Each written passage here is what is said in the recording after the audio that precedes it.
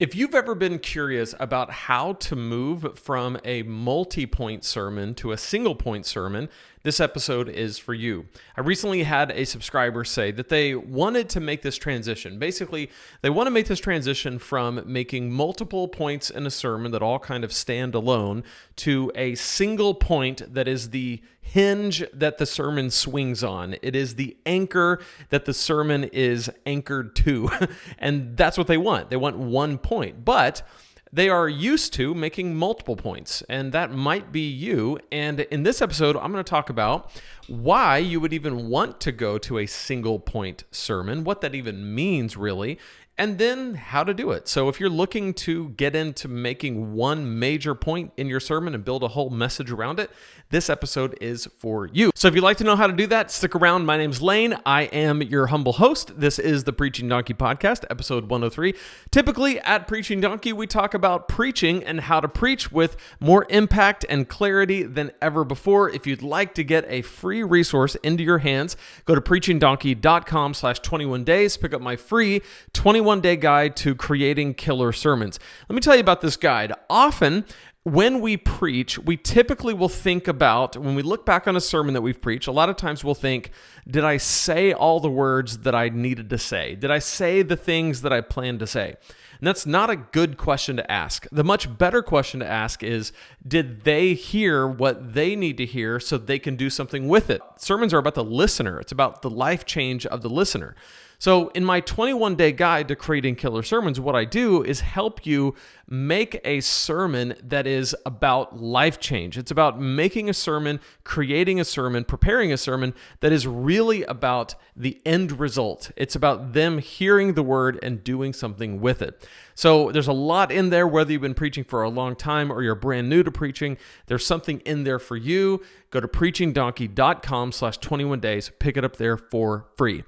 So I had someone email me and ask about single point messages. And it got me thinking about, first of all, what is a single or a one point message? Well, put simply, a one point message is a message that really kind of centers on and hinges on one major point. So sometimes this is called like a bottom line. That's what I like to refer to it as. It's kind of like if you distill the entire sermon down to just one major point, one major idea, that's it. It's the bottom line. And everything about the sermon is to reinforce, to bolster and support and clarify and drive home the bottom line. So that's a single point message. And there's lots of different ways to do it, but that's basically what we're talking about. Now, if you contrast that with, say, a 3-point message. A 3-point message is going to be a message that has 3 points that all stand on their own. In other words, it could be, a sermon around this point, a little mini sermon around this point, a little mini sermon around the next point, and a little mini sermon around the next point, and you kind of tie all those together loosely and, sum it up with a poem, right? That's 3 points in a poem. There's nothing wrong with preaching that way, but the reason why you might want to move from a multi-point structure to a single-point sermon that centers on a bottom line is for one major reason, and that is clarity. When you have a one-point message, you have a simplicity and a clarity that serves to drive your point home in a much more profound way. So people walk away from a one-point message, if you know what you're doing and you do what I'm about to teach you how to do, people walk away from those messages knowing exactly what you preached, why you preached it, what they heard, why they heard it, and what they are to do with it. That's the clarity and simplicity of a one-point message. Now, if you do multi-points, they might catch one of those points. The problem, though, is that the more points you make, the more scattered that communication is, the less clear, the less tight it is. So the easier it is for them to not really walk away with the most important parts of the message, but really just kind of a collection of what they remember.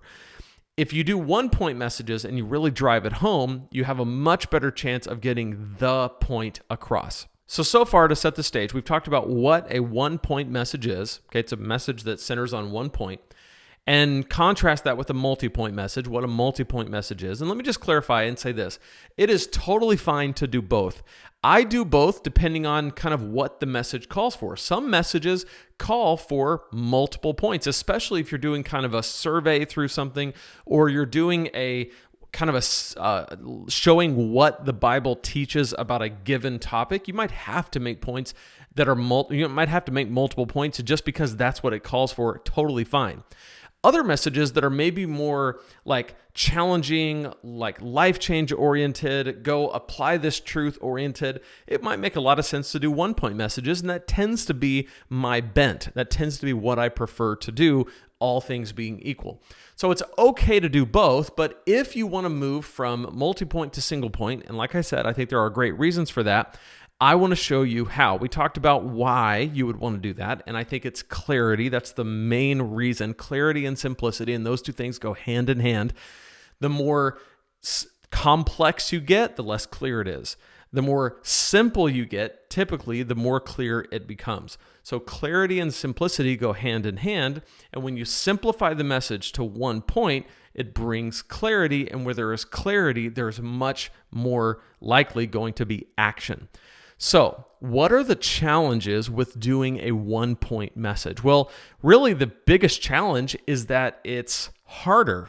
And the reason it's harder is because you're trying to take one idea and expand it to the kind of what fills a message, so say 25 to 40 minutes, depending on your context, and at the same time, make that point compelling enough and interesting enough to capture and maintain everybody's attention for that entire time and send them away with something that is compelling and life-changing.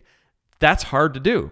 It's way easier to make multiple points because you can just make the point, and when you're done, you make the next point, and when you're done with that, you make the next point, and you filled up a sermon. And that's pretty easy to do. It's much harder to take one concept and make it interesting over the course of a message. And I don't mean just interesting, like people are like, oh, interesting. I mean, it's everything a sermon needs to be. It's rooted in the text. You teach the text and the point, you illustrate it, so you're showing what it looks like, you're applying it, so you're showing what it looks like when people wear it out of the room and into their lives. So all of that is happening, but for one major idea. That takes a level of skill that you have to develop over time. So the way I suggest doing this, if you're moving from a multi-point structure to a single point kind of bottom line structure, is to really focus first on the bottom line itself. So you do the study of your text and you really dig into the passage and what it's saying, and you decide, you nail down what is the main actionable idea from this. My points in my messages are never just descriptions as much as they are verbs. I want action in my bottom line. I want it to be oftentimes in first person, where I'm saying I or we.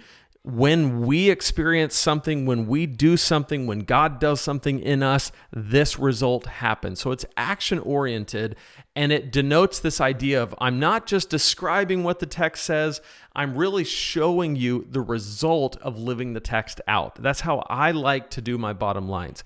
What that does is it gives me a lot of room to show how we got there, right? To go through the text, to teach it, to illustrate it, to apply it, and to show how all of that leads to this one action in the bottom line. And that can be applied in a lot of different ways, depending on your context and so on and so forth. But what I want them to walk out of there with is that bottom line and how it applies to them. So if you're moving from multi-point to single point, really focus on what is the bottom line. And then as you're moving through the structure of the message, it's completely normal and natural to have supporting points or sub-points that are really just there to support and bolster that bottom line. And particularly this comes into the case when you're walking through a passage. A passage might be summed up in one big idea, like this is the idea that I want you to walk away with that we see in this passage. But then as you walk through it, there might be ways that you can draw out things from the passage that kind of filter up to that main bottom line and support it and bolster it, but really kind of fit under it. So you're always coming back to the bottom line as the main thrust of the message, but you're saying, here's what we see in this part of the text, and here's what we see in this part of the text.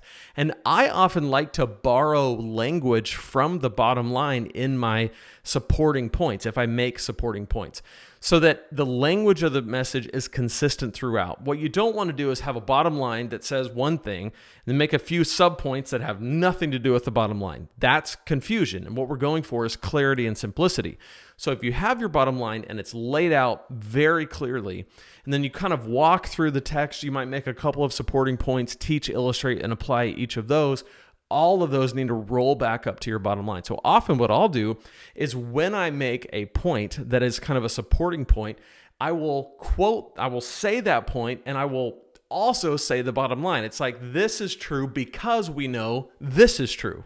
Like, this little idea is true because the bottom line is true.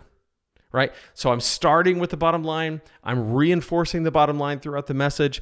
I'm reinforcing the bottom line with every point that I make. Then at the end of the message, I'm going back to the bottom line to show, like, here's how all this ties together. It's the bottom line. And by the way, I don't say the bottom line typically. I say what the bottom line is. I give that phrase, which again is an actionable, livable phrase. Like, people can use that idea.